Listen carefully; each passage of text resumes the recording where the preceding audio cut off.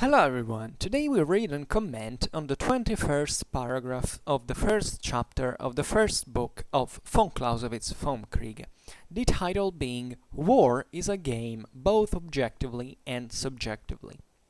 The text follows. If we now take a look at the subjective nature of war, that is to say, at those conditions under which it is carried on, it will appear to us still more like a game. Primarily, the element in which the operations of war are carried on is danger. But which of all the moral qualities is the first in danger? Courage.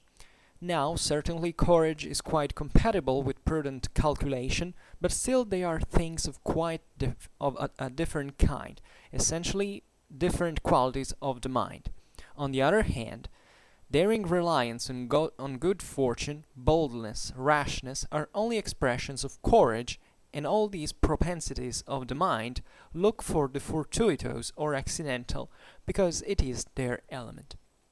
We see, therefore, how, from the commencement, the absolute, the mathematical, as it is called, nowhere finds any sure basis in the calculations in the art of war, and that from the outset there is a play of possibilities, probabilities, good and bad luck, which spreads about with all the coarse and the fine threads of its web, and makes war of all branches of human activity the most like a gambling game. So another beautiful paragraph, still the short ones, that we will soon exhaust, by the way, because with the second chapter we'll enter into something much more consistent every time. Nevertheless, are very, very important or fundamental because they tell us now the essentials.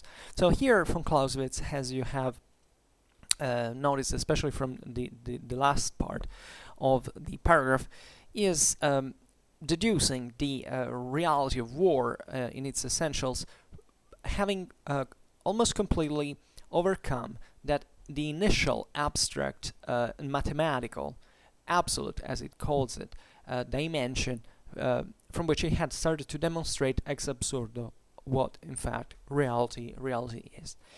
And here he stresses naturally the importance of the fortuitous, the accidental in war. That is fundamentally what makes any kind of absolute mathematical approach vanish, and makes of war this play, this game, as a matter of fact, of possibilities, probabilities, good and bad luck, that therefore compenetrate war in all the threads of its web. He uses also these beautiful metaphors that we're all thankful for to him. So let's go by order anyway. So from the title you immediately understand it's a very thought-provocative statement. War is a game, both objectively and subjectively, right? Here I believe that the objectivity and subjectivity mostly has to do with the because if you had said war is a game, point. So when you say both objectively and subjectively, you're still saying in any case, basically. But here it's important because it's stressing the subjective dimension of war that exists. You can try to look at war objectively in the sense of absolute projection of your understanding. Well, the war on war in its omnicomprehensive character fundamentally. But still, war is fought from one side or another. So that is always subjectively. And the problem that we have hinted at in the previous videos already, that is that will be explained ahead by von Clausewitz, is that most of the times the subjective perspective is the only one we get into war.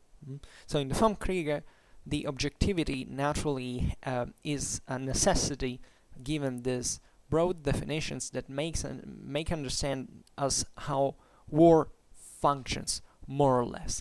But these are the best theoretical approach that you can have from it. It's still a great abstraction. Then real war always transforms itself in this very obscure phenomenon in many ways, from a strictly gnosiological point of view, because it's very, very complicated to figure out what is happening in it from every side. And this is a problem not just for the military, but this is also a problem for whoever wants to study war, hence also for military historians, and anyone who tries to reconstruct the military action and trying to find this single action. So even this subjective action, if you want, that is a narrow event that war that history is full of. So this the emphasis put on the subjectivity is still very important, because this is effectively the only perspective we have from which judging war in most of the cases, or by the largest degree. So von Clausewitz says, if we now take a look at the subjective nature of war, that is to say, at those conditions under which it is carried on, it will appear to us still more like a game. And this is where, in fact, he stresses the real and subjective aspect, perspective at the same time of war, because war is carried on under certain conditions. Von Clausewitz has explained which are this is primarily, they can be environmental, but also the general, the most important assumption, by the way, is definitely the relation with war. Between politics that fundamentally controls and modify war at all times, so that war fundamentally is never absolute in the Latin, in the etymological meaning of the word, that is free from any tie, from any constraint, but it's always, in this sense, modulated by something else that has a relative value, if you want, so that therefore constraints and war in ways that have to be understood outside war itself. I mean, the strictly military domain. And he says, the more we observe war, therefore not from the original primordial clash that we had hypothesized of the two wrestlers that just struggle for each other, just to compel each other to their own will at its fullest, we observe that it becomes extremely similar to a game. So a game, in this sense, meant as fundamentally a competition that still remains, but that is playable, let's say, through certain dynamics, that correspond sometimes to certain rules that are not necessarily laws, because they get modified all times, by the way, but that effectively make us rely not much on the struggle in itself, but on many other factors that intervene to modify that struggle, and great part of it stands also naturally in the fortuitous or the accidental. That is to say, okay, it's like throwing the dice, right? You have to take action in that sense. You literally have to throw them, but you don't know what's gonna turn out by the dice. You're passive in this sense. So you also have this subjective perspective from which you don't know the outcome, even though the premises, let's say, of certain things that will happen are still there. They are kind of, in fact, by themselves producing what will happen. Most of the times you don't know what will happen effectively. And this is a problem that goes beyond war. We've said it many times. It encompasses basically our own all of our existence by overwhelming degree. But in war, they're kind of accelerated on average, and as von Clausewitz says, basically the risk now is is much higher than in other activities, because it says that war, of all branches of human activity, is the most like a gambling game. So something you have to rely fundamentally not on actual calculation, that can verify what will happen, but just entrusting yourself, your fate to chance. And this is very true, because as we have explained also in the previous paragraph, that was in fact themed on chance, and on how war is it's least of all deficient of it, basically. You see that this is a dimension which can never be eliminated from war, but that also definitely influences the way it is led. So that there are certain dynamics that seem to be, would be just in appearance some kind of strange deal or choice, etc., but that are instead grounded on this fundamentally impossibility of figuring out what will practically happen if you were to go straight to the objective, because lots of things will happen in the real world that will make you going straight from the initial line. So, and this is quite easy to understand when it comes to politics, right? From decades, I think that war has re-entered, at least ideally, as a topic of conversation in politics, in debates, etc., because of the increase in conflict that is, or in open warfare actually, that happened in several areas of the world compared to some year ago. We still live in a very peaceful world by historical standards, by historical average, let's say, standard. But we started to get a bit reapproached to not just the Cold War deal of, okay, things may go insanely wrong from a moment to another, but fundamentally we don't have to deal with that firsthand. But in our times, we live in moments in which politics still, stays, let's say, at the window, observing what's going on and not taking action. But especially for some of you that live in countries that are more involved, militarily speaking, and that have, in this sense, war as a major topic of debate in politics, etc., because you're the first dealing with that. But we all do in a certain by a certain degree. This has become particularly meaningful, and in political debate, you realize that there is, just like in many other political debates, not just talking about war, a sort of polarization, right, which tends towards an extreme fundamentally. So there are normally two radically opposed views that fuel themselves with anger and an aggressive character, say, okay, that the other one is wrong, and therefore extremizing and absolutizing these positions that are therefore very sometimes very ideological, but also idealistic in many ways.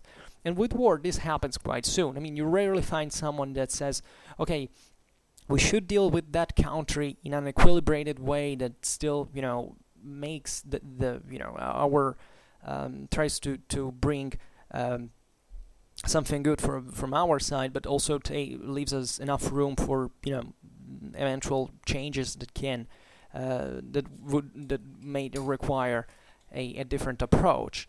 You will find either the person who says we should annihilate that country, we shouldn't do anything about it.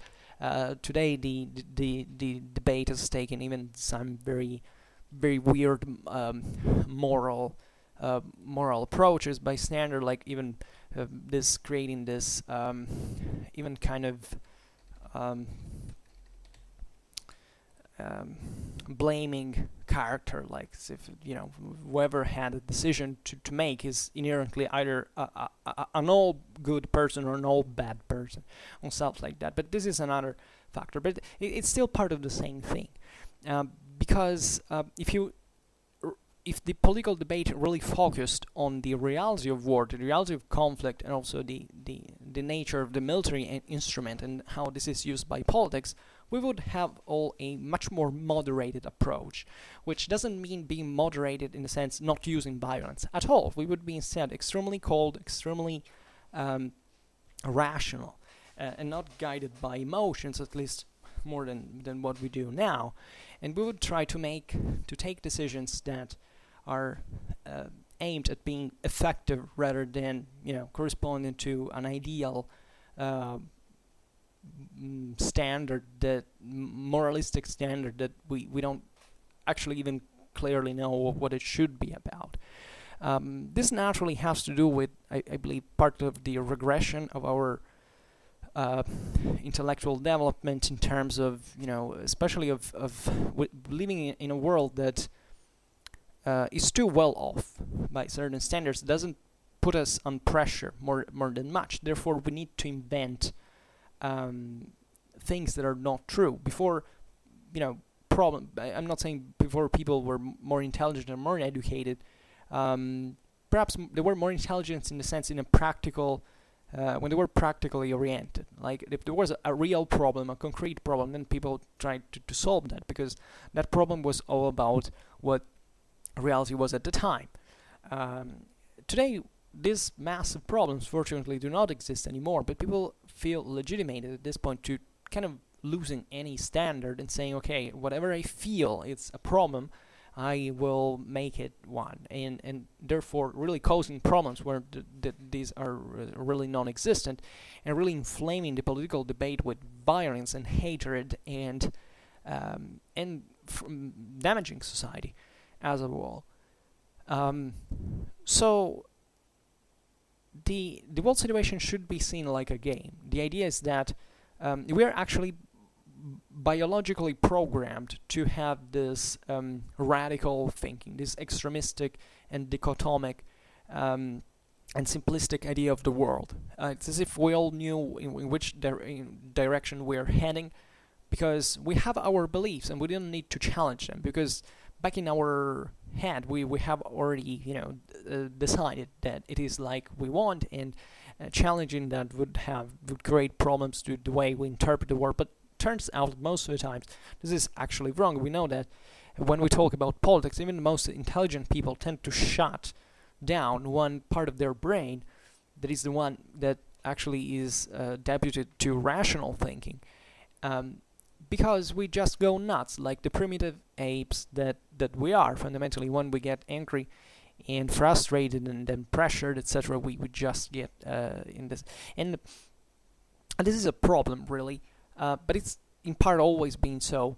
The only problem now is that we're dealing with a world that is increasingly complex. So this it starts becoming very difficult to manage for our own intellectual capabilities. The world was much simpler like 50 years ago or 100 years ago. So it was also kind of easier to understand it. Today it starts becoming really tough. And we tend to go the other way. We tend to focus just on a few things, like saying, okay, as long as we keep specializing in stuff that will the single sectors working better, everything will go well. Well, it's not really the case, because we're also losing the general perspective of what is going on as a whole, and that is particularly dangerous, because it's as if you had to start making someone a driver understanding for the first time how an engine works while he's actually driving. He will be distracted and may even crash the whole car. Meanwhile, I know it's a kind of a lame example, but it's still kind of more or less what I wanted to tell. But here Von Clausewitz amazes us in a way, at least given the premises that I thought now to introduce, because he introduces this other aspect. Then you say, okay, war is a game, fine. And most of you will be astonished by this, like, is war a game? I know that there will be some of you who will comment, even before getting through this, because normally videos on YouTube are watched for like 3 minutes, 99% of the times, and then they quit it. So everybody getting upset by the fact, how is war a game? How could von Clausewitz say such a terrible thing? It's something bad. Well, obviously here a game means something very specific, that is the dynamic of war in itself, that especially introduces the idea of the fortuitous and the accidental that is present in games, but also brings, in this sense, something that pertains to the real dangerous the world that we live in, and where wars are fought, etc. That is, in fact, danger in itself. Because von Clausewitz says, primarily the element in which the operations of war are carried on is danger. This is particularly important. Primarily, there is an element which is primary, in which the operations of war are carried on. This element is danger.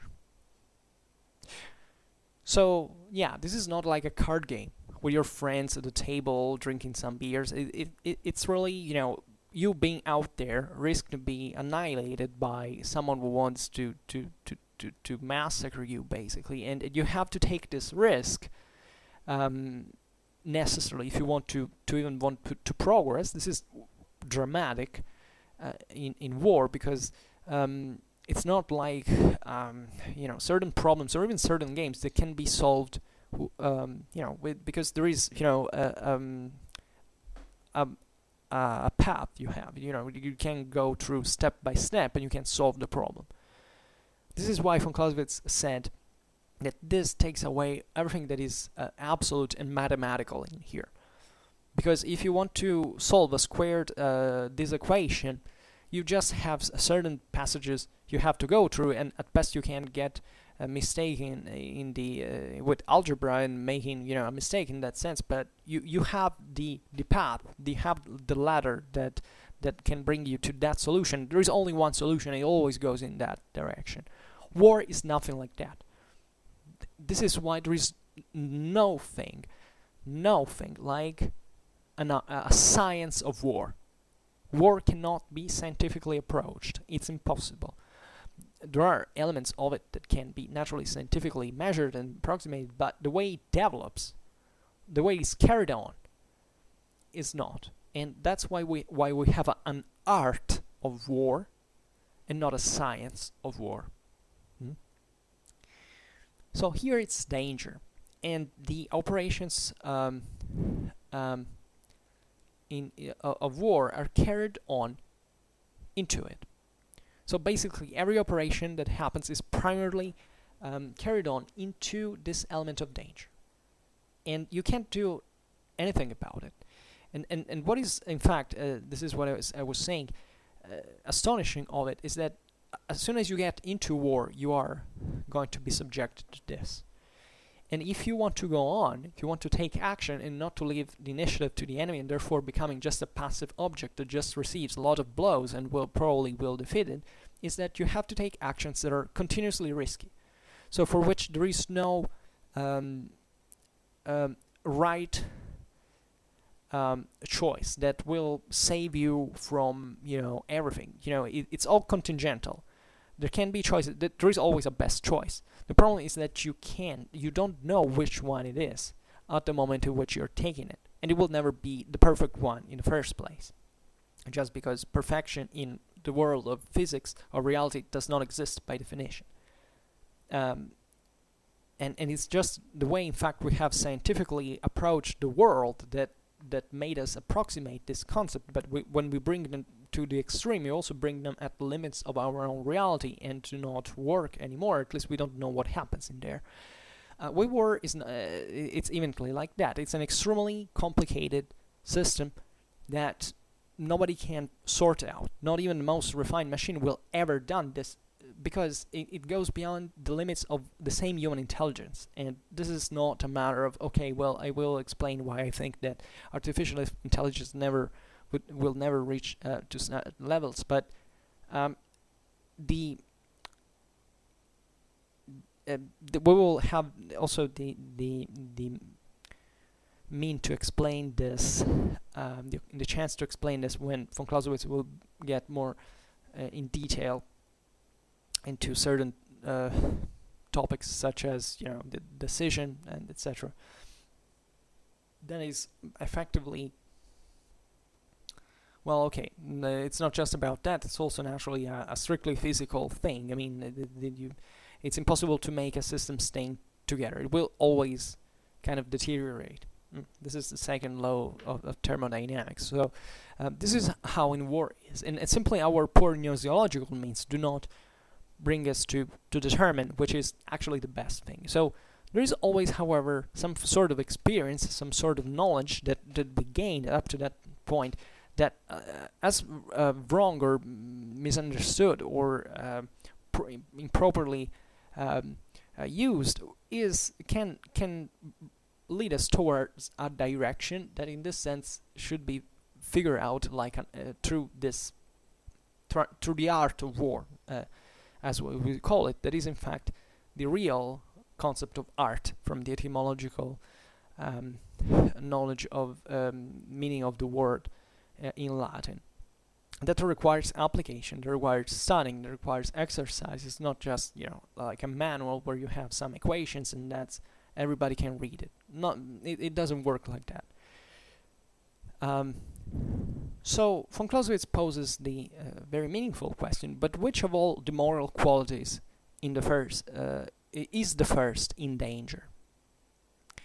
Von Clausewitz brings in the moral qualities. Now, he doesn't actually explain that much now, but he will do it later in the work, and we will see how important this is for war, because human nature has these intrinsic qualities that can vary from individual to individual, and they're very there are several, and their in intensity and interaction really generates what makes us ultimately all different individuals, and therefore every individual has a different approach to certain things. But definitely the first moral quality in danger is courage. Courage. So von Clausewitz says, now certainly courage is quite compatible with prudent calculation. It is true. But still they are things of quite a different kind, essentially different qualities of the mind. This is particularly true. This is also what he will explain eventually, but it's self-evident. And while courage has to deal with this, in fact, acceptance on or reliance on the fortuitous and the accidental, the prudent calculation has instead a kind of a rational,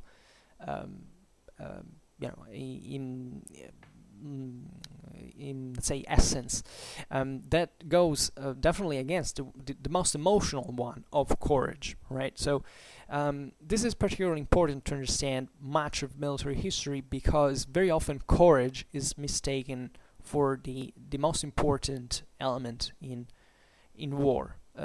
It's plenty of people out there who believe that wars are won because there are kind of courageous peoples that win over cowardly peoples or stuff like that.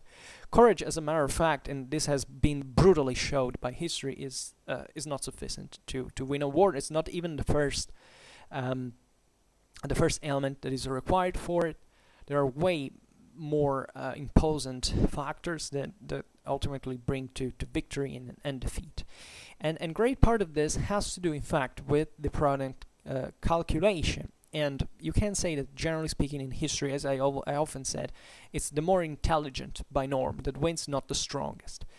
And in general, this can be beautifully observed historically speaking, when you meet, a disciplined, organized army that is actually made up of people who are now kind of civilized or gentrified sometimes, and they're not brutal, fighters who spent all their life actually, fighting, but just being trained and being framed, etc. That repeatedly win against armies of primitives like tribal peoples that still rely on this warrior ethos of the idea of on the individual charisma and courage and physical prowess and individual value, that instead gets defeated inexorably by collective training, things like collective training, And this is self-evident, like it's the formation that wins against the individual. Then maybe if you pick at parity of numbers, the the fighters that make up the discipline formation, maybe individually they're kind of weaker than the guys that they have in the front. They're maybe even individually better trained at a strictly individual level and not at a collective one. But the disciplined force crushes the individualistic minded one, let's say the non-trained, not collectively trained one. So courage in this sense is a cheap value. I mean, it's definitely something that humans can. I mean, individual courage is boundless, I believe. I think studying military history, I never found. It's actually rare to find someone who. It's much easier to find histories of courage than history of fear. This might be because, let's say, of cowardice, because or at least they're parity in many ways. Naturally, this also has to do with the I'm sure it's not actually parity, but this has naturally to do with the way it echoes in history, in the sources, etc. But definitely, courage is a cheap quality. You can find plenty of basically all the peoples in history went there on a battlefield to fight and get slaughtered, right? The way it happened was not because of how courageous they were, but how skilled they were, how led they were, how trained they were, how fed they were, how armed they were, and generally speaking, courage is something that you can train someone to have. That's why discipline is used, because effectively now we're we're digressing once again, but that's in a nutshell what training serves for. It's not just a strictly mechanical thing, it's also setting your mind on that mechanical movement that doesn't take into consideration emotions, or at least tends to minimize them, and just to make you work effectively like an automa. This is particularly interesting because it's a sort of dehumanizing process. I mean, the idea of discipline and rationalization, it's counterintuitive, it's counterinstinctual in many ways, because courage at this point is taught as a not just like an emotion, but as something that you simply that you don't even realize to have when you operate in a formation. You don't consider the war risk overall. That's how effectively troops are trained, to just keep doing what they have to do while they are in the mess, because as long as they follow the instructions, they're gonna get out of there alive. And as long as you keep them busy to do what you have trained them for, that should in part suffice. Naturally, courage is also needed in every kind of situation. Every trained professional has to be courageous as well, but it's still not the most important element of it as an individualistic push in order to win a war. What von Clausewitz here uses courage for is essentially opposing it to prudent calculation, because effectively in every fighter there is a certain amount of courage and a certain amount of prudent calculation. That's how human beings are made. But they are compatible, as von Clausewitz just stated. They are compatible. They effectively coexist, but still they are things of quite a different kind. So it's like the inhibiting and de-inhibiting something, right? They counterbalance each other in some measure, because you can't be just a prudent calculator, because otherwise you wouldn't do literally anything. You can't also just be courageous, because otherwise you would be dead after 1 second, fundamentally. So it's this eternal struggle, but still they are different in kind. So they also operate on different levels, and one is rational, one is emotional. Prudent calculation is rational. Courage is emotional. And naturally they interfere with each other. So you're not two people in one. You're just the same organism who has two different pushes that are also very difficult to counterbalance, as you understand, especially in certain situations. But there's still different qualities of the mind, as von Clausewitz tells them. Then he says, on the other hand, daring reliance on good fortune, boldness, rashness are only expressions of courage, and all these propensities of the mind look for the fortuitous or accidental because it is their element. So, in other words, courage is just needed in this sense, in danger, to be able to take those risks. It doesn't teach you to solve the problem that you can come across during after that choice. Let's say when you're carrying out the action, but it's still necessary, because without this reliance on the fortuitous and the accidental, you can't you can't do anything in war. So it's always like, it sounds kind of a bad decision. Well, okay, yeah, but we can. There may be other reasons that will bring us to take that risk, because we accepted it fundamentally. And this is particularly important because aside the individual fighter perspective, let's take it from the side of the government. So ideally, even the individual that has to take one action and use violence, well, that's a bit what von Clausewitz was talking about in the other paragraphs. You have to assess this risk. Is it worth it? Is it not? And decide whether to take action or not. In many cases, even to exercise violence or not. So this happens once again in every field of human interaction.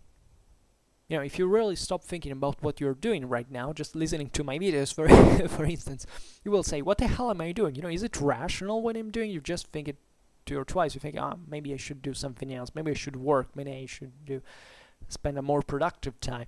But you will still at this point be listening to me. So the point is, why are you doing it? And you realize, and we know this, that effectively humans make a lot of irrational decisions that are based partly on courage, because you basically say, I don't care that I have a finite time on this earth, and I still want to take this, to lose this time, because I don't care what will happen next, when I will have really to deal about the problems, as long as now I feel kind of nice and good. And this is the way we tend to behave. So everything has an economical assessment that is not entirely irrational. So this is not entirely irrational, and that forms a sort of hierarchy of necessities that we try to order and to organize our lives according to. So in war, it's a bit like this. There are kind of bad reasons for which doing things, but still there can be good reasons within the process in which they're carried out. And vice versa. So there are good decisions, but you may screw everything up because you effectively don't know how to take action, where this is particularly important. That's why courage is a bit a double-edged sword, because effectively you need it, but at the same time it can put you into trouble. And just remember that in every human action there is a component of aggressiveness in many ways. That is, everything you say, everything you do has in it a degree of conflictuality, effectively. So if you want to, and part of this conflictuality actually stems from the fact that things are not certain, that you actually don't know what is going to happen next. Because if you already knew, you wouldn't need to do anything at that point. We have seen that when von Clausewitz was describing this absolute kind of mathematical world. If all we were capable of assessing everything's force, everybody's force, there wouldn't be any kind of fight. There wouldn't be any kind of, and instead we don't. So the only way we can live in this world, given what nature has entrusted us with, is to try, and therefore to go out there in the dark and take action. And we need courage in order to do it, because if you fear constantly that something wrong is going to happen, that you're going to make mistakes, you would effectively do nothing. You would extinguish yourself into this inaction, into this idleness. Therefore, things like good fortune, boldness, rashness are fundamental in every human affair, and therefore also in war. Von Clausewitz says, we see therefore how, from the commencement, the absolute, the mathematical as it is called, nowhere finds any sure basis in the calculations in the art of war. So, as we've said before, you can't figure out this system. By definition, you need to make irrational decisions that are maybe guided by irrational feelings like courage, because otherwise you can't solve the problem, practically speaking. And that's why war is an art, because it's practical. It's not theoretical. It's not scientifical. You effectively don't know. Science actually in Latin means knowledge, so it's literally knowing what's going on. So given that, as we've seen in this very 21st paragraph from Clausewitz has showed us how effectively we don't know what's going on around us. And in war particularly, given especially the time we have in order to take action, and the forces and the strengths and the pressure we have, we can't treat war scientifically. It's impossible. You just have to know how to deal with it and to solve it. Just remember, as always, that von Clausewitz is writing the Vom Kriege because he theoretically thinks this as a concrete problem that he had himself when Prussia was conquered by the French, and where the Prussians had been soundly defeated, and the point was, why did this happen? And this theoretically, now von Clausewitz was writing this after the Battle of Leipzig and the Battle of the Nations, and after the French the French Empire was effectively defeated. But this thing could happen again, also because Prussia at the time, it kind of had a good military for a while, and it kind of before the reforms of the 60s, etc. It was not actually a great power, but it had, by the way, this glorious tradition with Frederick the Great and all this stuff. So this idea of taking action to solve the problem and to be prepared to something that effectively at that point could bring your homeland to her knees, was something very important. Von Clausewitz is writing this treaty because he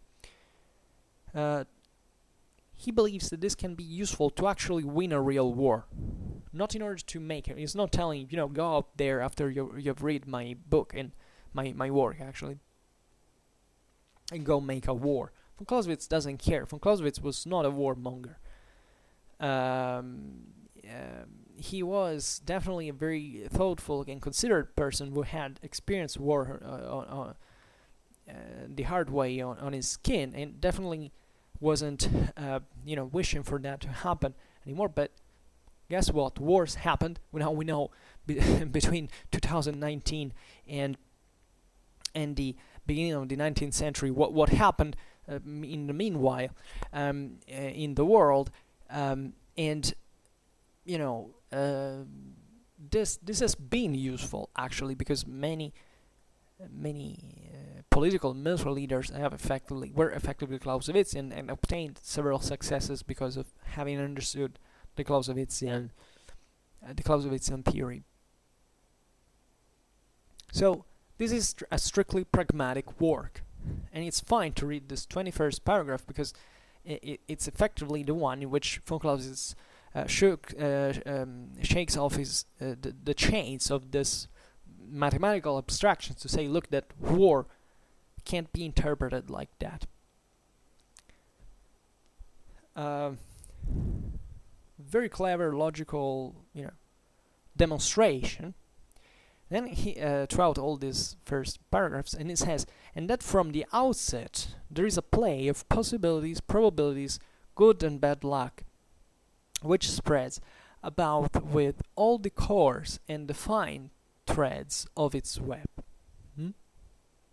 and makes war of all branches of human activity the most like a gambling game.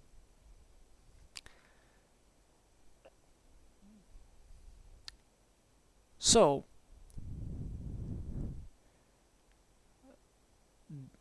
here von Clausewitz just reaffirmed naturally the fortuitous and accidental nature of war.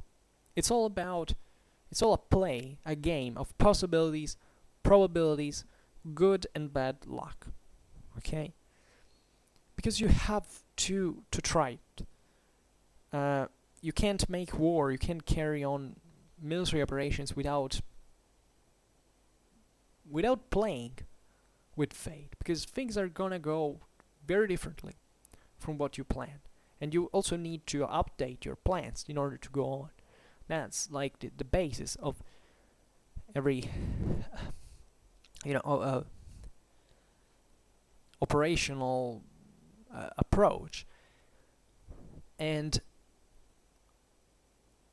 that's also the idea of Krieg, Spiel, where it comes from. Why it sounds sometimes, von Clausewitz has been also a certain satire. If you read if you read Tolstoy, actually, you find this when he was in exile into Russia. He appears in War and Peace like a character. Then this idea that like the title, as we were saying at the beginning, the very title of this paragraph, that war is a game.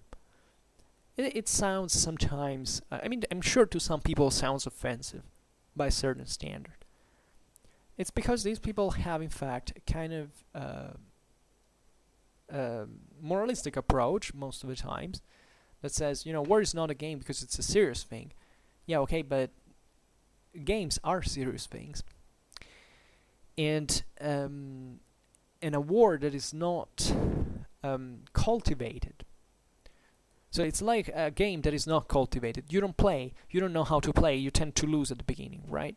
Well, war is like a bit like that. So this is, maybe I said it in a way that is too too direct, but this doesn't mean you should make war in order to, but you should always be prepared and actually to know how war actually works, and to be prepared, as every military in the world is, more or less at least, in order to, in the eventuality of facing what, but not just every military, but every country, every, any government is able to be prepared to war.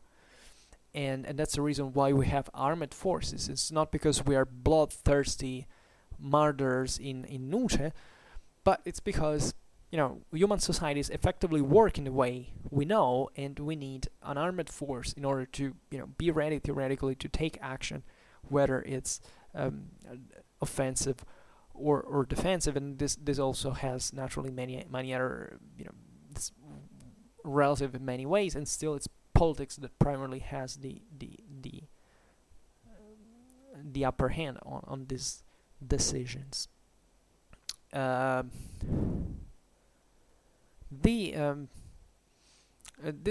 is also this beautiful metaphor that says that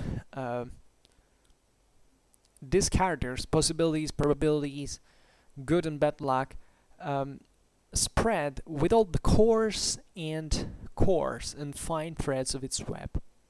So here von Clausewitz has this beautiful plastic metaphors that is made in a web, like that is constantly permeated with this fortuitous and accidental character. It's never devoid of it. It's always full of it, as a matter of fact. and it never ceases. So this has to do with danger inherently, as we've seen. As well, or better, danger is the element in which these factors make the situation more serious. So it's definitely, war is a game, and it does work like a game, but it's an extremely serious game. Whoever thinks that games are just for children, pretty stupid person, indeed, and we all know it. But games have also to be clearly understood, and naturally war cannot be reduced, in fact, to a war game as we see them in reality. Definitely war games exist even in the military. I mean, in the idea that, let's simulate what would happen if anything, because you need maybe a plan to adapt to, where that you can already have plan. In fact, before something happens, you have a track to fall back on. But the idea is that war games, and this is just a parenthesis, actually, what we call as war games are just a very they're counterintuitively the exact opposite of what the approach to war should be. Because war games normally tend to simplify reality. They tend to give this set of rules and of certain data that are kind of, numerically quantifiable, and that you can base your assumptions on. Well, in war, guess what? It's not like that. You don't have that most of the times. You don't have the clear assessment of your even your own resources, for not talking about the ones of the enemy. And especially things change constantly. So war games, as we use them, in a very stricter, in a narrower sense, are not can be useful, can teach a lot, but they're not the only. They can't. They don't give you the right solution. So it's obvious that every officer, ideally every soldier, or anyone that is to be wanting to understand war and to even take part into it in some ways, in order, or even just to describe it, like a military historian can do, has to know how to districate into these war games.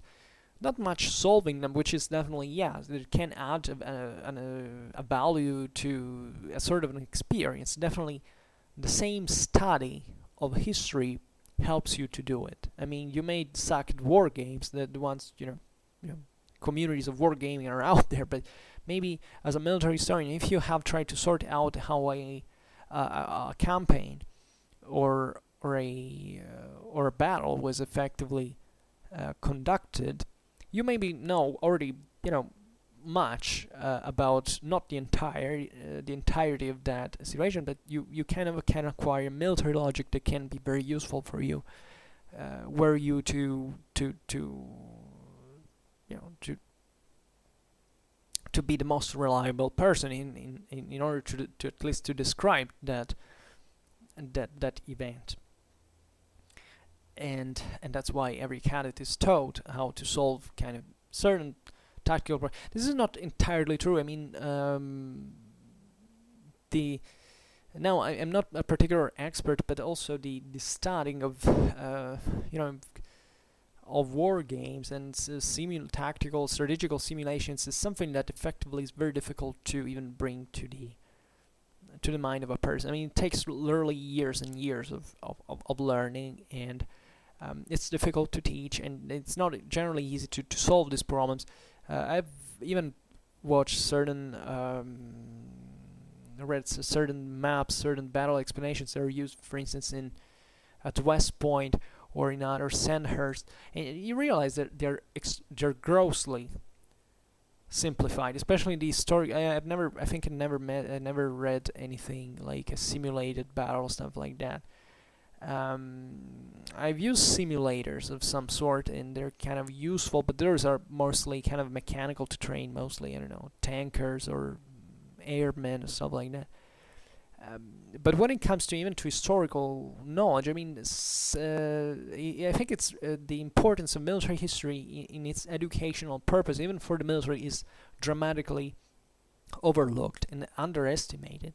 And it turns out that actually military history is much more clearly understood by actual historians that are at least the ones who are truly specialists in that field, than actual military, the average military man. Then you have certain military men where, just thinking about Mattis, who has, he's known as the warrior monk, and I don't know how many, like 7,000 books of mostly military history, etc. I have more, but I haven't read them all. I'm a little different. Just for saying, but it's still important, because sometimes you hear, in fact, in debates in the military, etc., all around the world, even for international, I think about NATO and this international relations, etc., that there should be an augmented strategical culture to be given, at least to the professionals of war. That is difficult to acquire. It is difficult to acquire even into the military academies. And this creates problems, naturally, because eventually, cadets are gonna make a career. They're gonna become, generals, if they are lucky or able. But let's say that those are the people who are effectively going to handle the military business, the military affairs, at least, on the field, and having someone who has a real strategic culture is particularly important. And I hate personally how in the civilian world this is grossly oversimplified. Like, a general should be just like a weird kind of egomaniac, aggressive person who knows what to do in terms of sheer decisiveness, and kind of trying to shift the whole thing on the lack of on the emotional side, like, right, that person just have to have cold blood. Well, no, it doesn't just have to have cold blood. It's definitely an extremely important quality, but also have to be an extremely smart person, an extremely intelligent person in the tourist meaning of the word.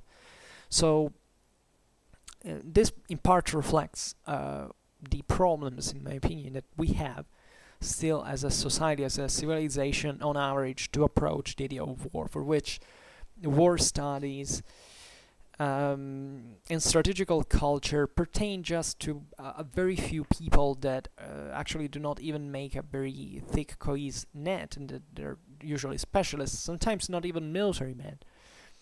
And that for the wide majority of the population, everything about war remains rather obscure and is only dominated in its judgment, in its judgment, in unavoidably judgmental side, I would say, by an emotional approach. Like, war should be just about how you feel about it and not actually understanding how it works. Because we have attributed a too ideological value to the ideological meaning to the word war. I mean, sometimes just the word, because it evokes nightmares and problems and disasters and massacres and genocide and all what the worst that human civilization has been able to produce. But at the same time, nobody, and this is why the Clausewitzian dichotomy is so important, because if you don't understand that came from politics, not from war, you're gonna effectively do the same things all over again, because you're blaming war that is just a mere instrument, and not politics, and morality and ethics, which is actually the field where things were decided. And history proved this to us, because if you really want to exterminate a people, you don't need to be an industrialized power. You can do it, literally person by person. And this only depends on what you have in your mind. So that's where the problem starts. It doesn't start from, how many tanks or missiles or bombs you have. It starts from that can be very effective, by the way, even in its deterrent function. It really depends on effectively on what is the mindset you come from. So definitely this is a kind of an unsolvable problem, because pacifism is going to exist at always at the same time with militarism, and this is in let's say it can't come to an end, because there will be always an extremization of such positions, and the two things exist because of each other fundamentally. But this is what von Clausewitz is trying to tell us. Look, you should go beyond such ideas. You should get rid of pacifistic or militaristic ideas and just trying to focus on what's going on in the war you're going to fight. Because that's effectively the only way you can make a good better, let's say, in the way the military instrument is used, that's proper, because that's the only thing that is gonna solve eventual problems. Without violence, we would have not eliminated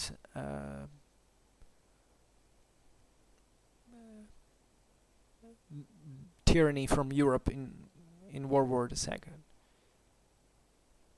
So how can you blame violence in itself? We should learn to respect violence, because effectively it's one of the things that defines us as human, and it's our duty to be able to use it with also our intelligence and our mental faculties that are meant, in fact, to use what we are entrusted with. So this is particularly important. But the last phrase of the paragraph is very meaningful. Is definitely this conclusion that war, of all branches of human activity, is the most like a gambling game.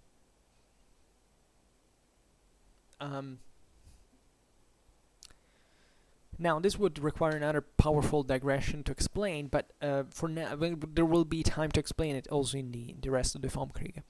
For now, it's kind of fascinating to comment on it from a strictly,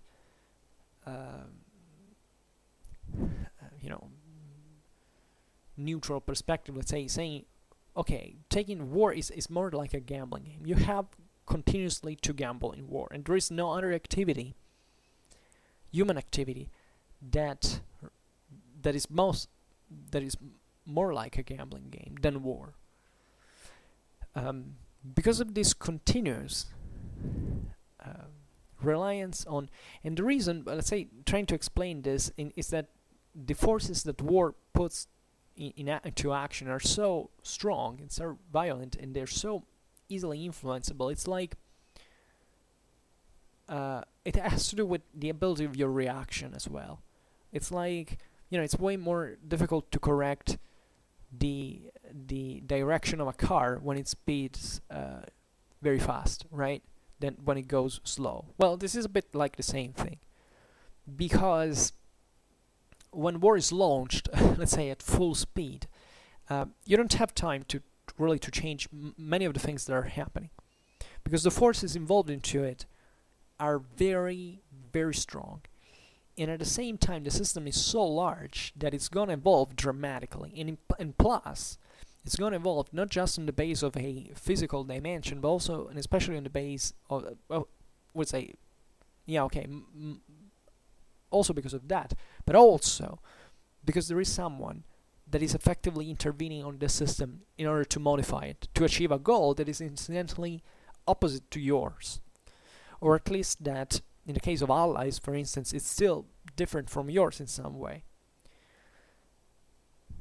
So this is extremely complicated, and if you want to look at it in an historical perspective, from an historical perspective, it's just think about it, what history of humanity has been relatively to war, to military conflict.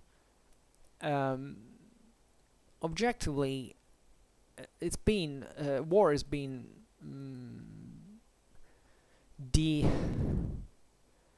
epiphenomenally speaking, the most important activity ever carried out.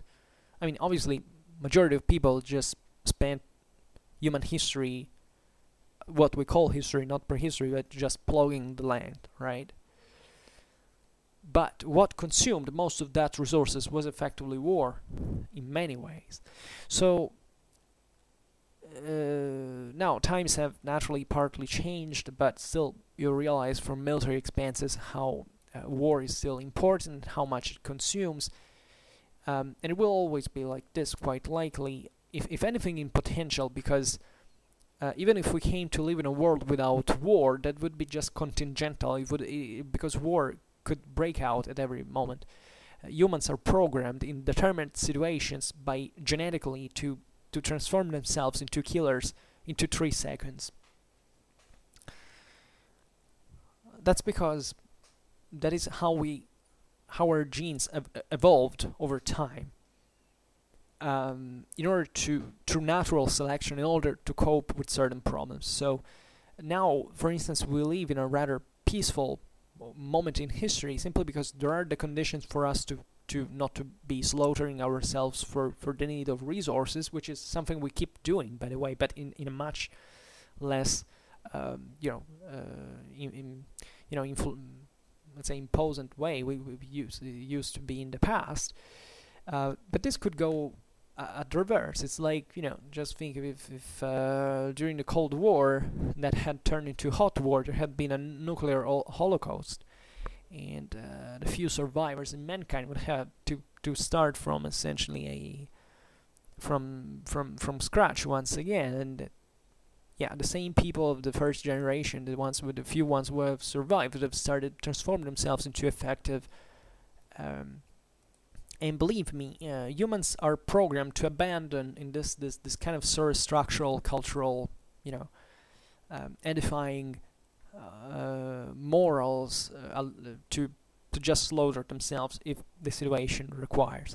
So, not to say that, of course, ideas and behaviors and ethics do not count, but still there is a human hardware that cannot be erased, and that fundamentally is working by itself mechanically. And we know how dependent on our body we are. So at the end of the day, we must be aware of even of such things to understand what is actually our potential. Because believing in ourselves just to be pure angels who would never harm anyone is also pretty risky. Because if you put yourself if you're not aware of this, and you can easily put yourself into the condition of becoming violent, and that's a bit what extremism brings to, even when it's grounded on things like, in fact, pacifism or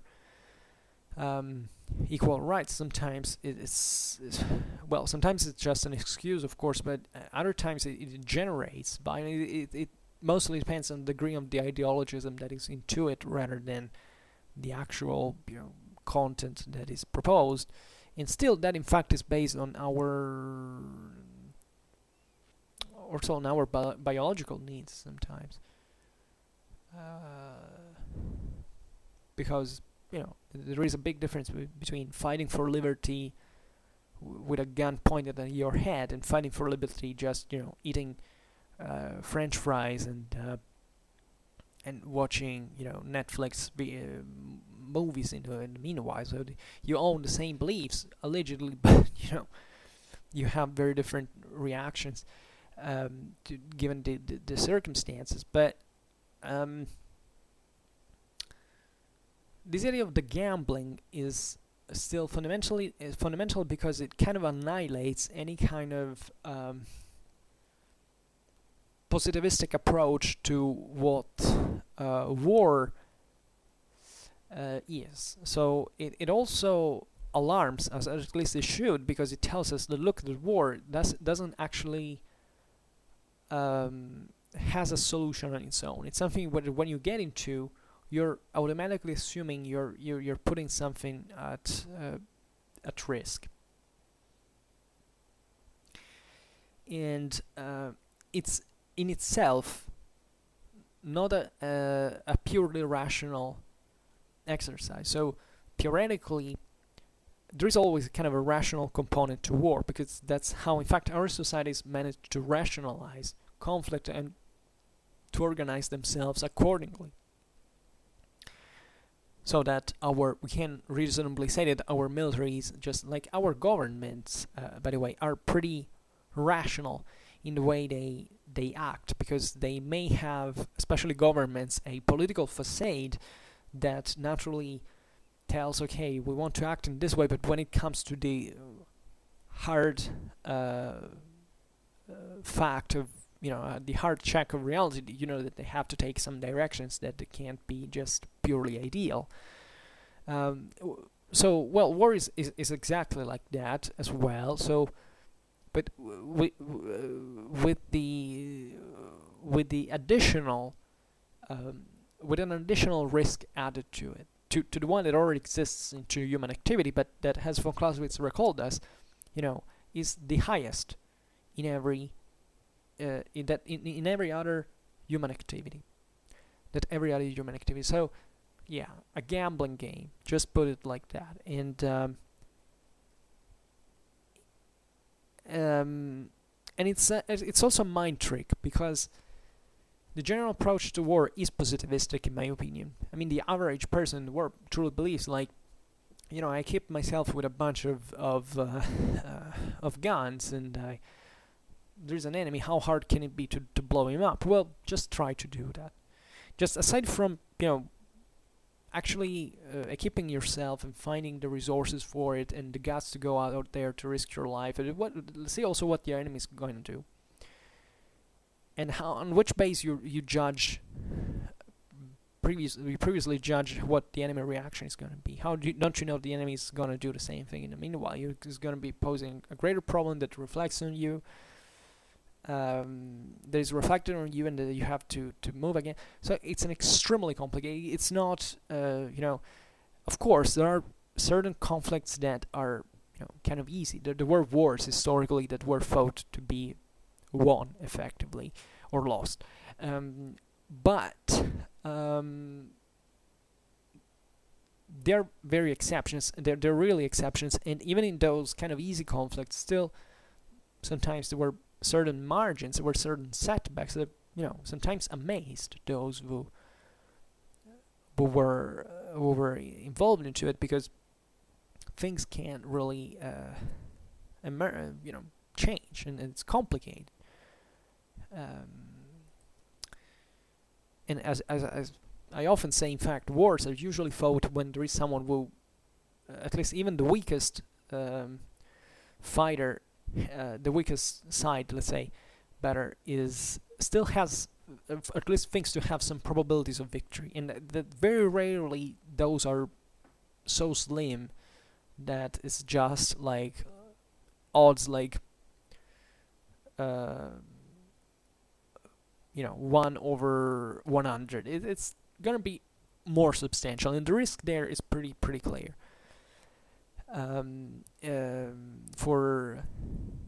So a situation could be more or less difficult, but still, in actual wars, the odds are not so disproportionate between the two fighters. But whatever, this is just another consideration.